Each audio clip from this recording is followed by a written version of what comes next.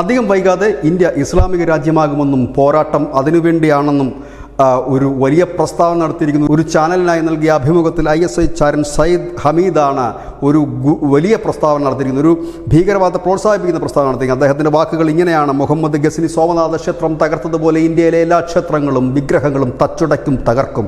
ഇത് ഇന്ത്യ ഇസ്ലാമിക രാഷ്ട്രമാകുന്നതോടെ ലോകം ഇസ്ലാമിക ഭരണത്തിന് കീഴിൽ അമരും. അതിനു വേണ്ടിയിട്ടുള്ള ഒരു പോരാട്ടമാണ് ലോകമെമ്പാടും നടക്കുന്നത്.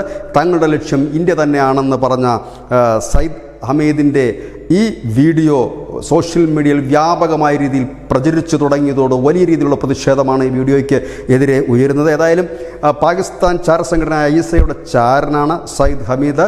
ഈ സയ്യിദ് ഹമീദാണ് ഇപ്പോൾ ഈ രാജ്യം ഇന്ത്യയെ തകർക്കുമെന്നും വിഗ്രഹങ്ങളും ക്ഷേത്രങ്ങളും തകർക്കുമെന്നും മുഹമ്മദ് ഗസ്നി തകർത്തതുപോലെ തകർക്കുമെന്നും പറഞ്ഞ് ഇന്ത്യ ഇസ്ലാമിക രാജ്യമാക്കാൻ നടക്കുന്നവർക്ക് എണ്ണ പകരുകയാണ് പാകിസ്ഥാൻ എന്നുള്ള ഇന്ത്യയുടെ എക്കാലത്തെയും ആരോപണങ്ങൾ ഒരിക്കൽ കൂടി ശരിവെക്കുകയാണ് ISIയുടെ ഈ ചാരൻ. News desk news India Malayalam.